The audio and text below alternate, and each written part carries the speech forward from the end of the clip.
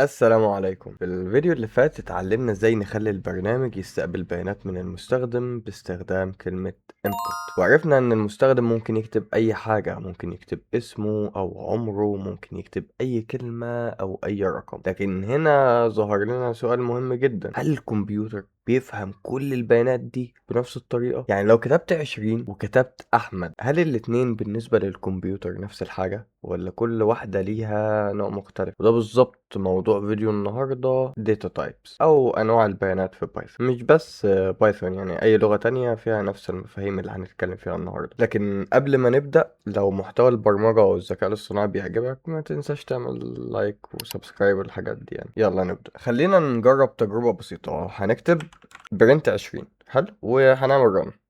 الناتج هيكون 20. طيب خلينا نبص على المثال ده كده، نعمل رن برضو طبع 20. هتقولي ان الاتنين نفس الحاجة، صح؟ في الحقيقة هما مش نفس الحاجة اطلاقا. خليني اديك مثال من الحياة الواقعية. تخيل ان عندك ورقة مكتوب عليها 20، وتخيل ان عندك 20 جنيه. الاتنين فيهم نفس الرقم 20، لكن واحد مجرد كتابة والتاني دي قيمة حقيقية. نفس الفكرة بتحصل جوه الكمبيوتر. لما اكتب 20 انا بتعامل مع رقم، لكن لما اكتب علامتين تنصيص وجواهم كلمة 20 انا بتعامل مع نص حتى لو شكله قدامي رقم. طيب ازاي نتأكد؟ بايثون بتوفر لنا دالة اسمها type، وظيفتها ان هي تقول لك نوع البيانات دي. فخلينا نجرب كده. تمام، احنا دي البرنت بتاعتنا عادي خالص، هكتب جواها type. تمام، وهنحط ال20 اللي احنا حطيناها في الاول ونيجي نرن. سيبك من كلمة كلاس دي، يعني ان شاء الله هنتكلم عنها في الكورس الادفانسد، تمام، او الانترميديت. هنا ظهر لنا كلمة انت دي اختصار لكلمة integer. تمام، انا عايزك تسيرش، انا عايز اي حاجة بتتعلمها تخش تسيرش عنها. a whole number that can be positive, negative or zero. يعني رقم حقيقي ممكن يبقى positive موجب، سالب، او زيرو. تمام، مفيش اي فراكشنال، يعني مفيهوش 2.2 من 10، 2.3 من 10، 2.5. الكلام ده مش موجود. تمام، طيب ايه رأيكم نخلي دي كده بايثون تايب 20 ونعمل رن؟ طيب ايه رأيكم نغير ال20 دي بس نحط لها دبل كوتس صغيرين ونعمل رن؟ دلوقتي بقى قدامنا كلمة str، وده باختصار كلمة string in Python أو data type. يعني طلع لنا كلمة str أو باختصار string يعني هي سلسلة من النصوص. هنتكلم عموما يعني ايه الحتة دي في حلقات قدام ان شاء الله، بس انا عايزك بس تعرف ان string هو اي حاجة جوه الدبل كوتس دي احنا بنقول عليها string. تمام، فدلوقتي عندنا مشكلة.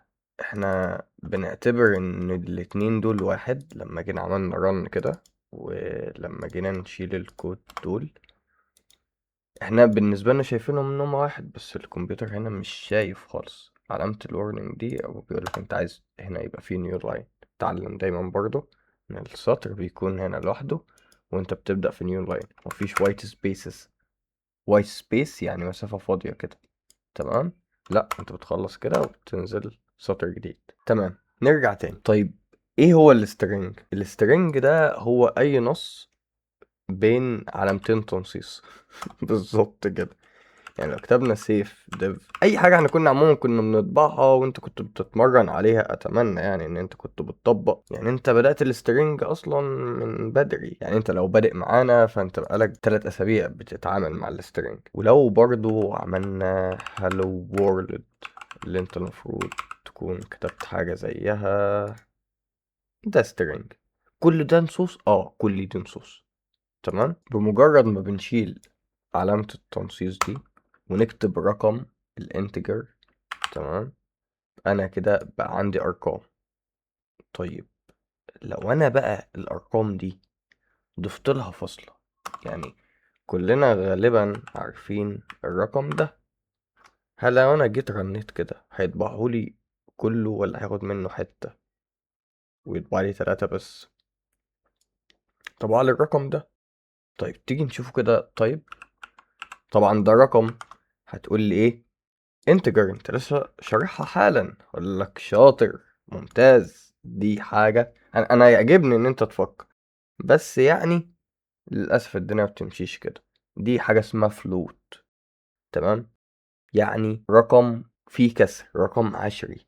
3.14 من 100 اللي هي باي، 15.5 فلوت برضو كسر، تمام؟ ففلوت مسؤول عن الأرقام العشرية. طيب لحد دلوقتي احنا عندنا 3 حاجات خدناهم: السترنج للنصوص، أي كلمة أنت عايز تقولها، انتجر للأرقام الصحيحة، فلوت للأرقام العشرية. بص برضه عشان تطمن، انتجر، تمام. تعالوا نتعلم حاجة كمان. لو أنا جيت عايز أسأل الكمبيوتر أقول له جدلا هل أنت أذكى من الإنسان؟ الإجابة يا إما أو لأ، مفيش اختيار تالت. في البرمجة عندنا نوع البيانات المخصص للحالات دي اسمه بوليان. وليه بوليان؟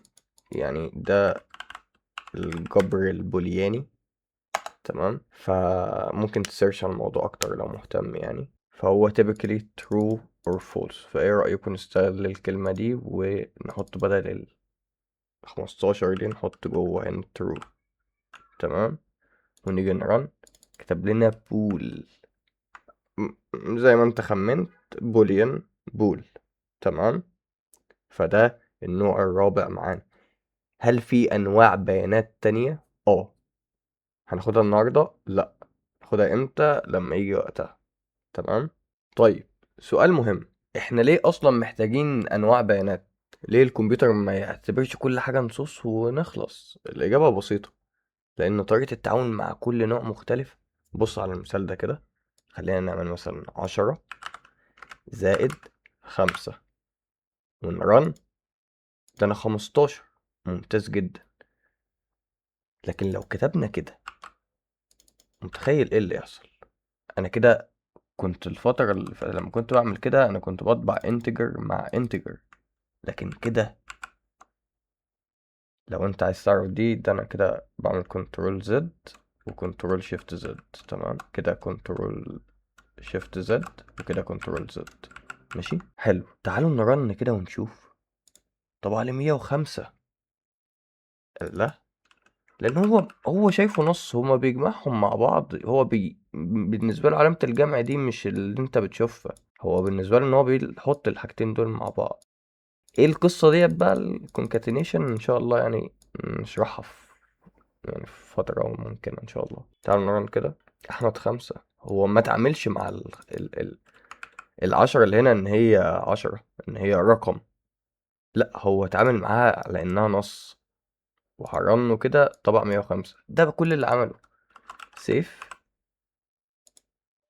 5. بس هو ده اللي بالنسبة له اللي هو شايف ال10 بيه، هو مش شايف ان هي 10، هو شايفها زي الكلمة دي. ودلوقتي بقى عندنا 4 انواع اساسية: السترنج، الانتجر، فلوت، والبوليان. ودي من اهم الحاجات اللي هنبني عليها كل حاجة بعد كده.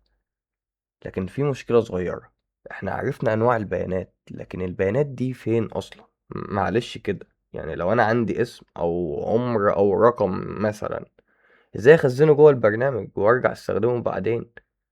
هنا بقى يظهر مفهوم جديد شوية اسمه variables او المتغيرات بالعربي.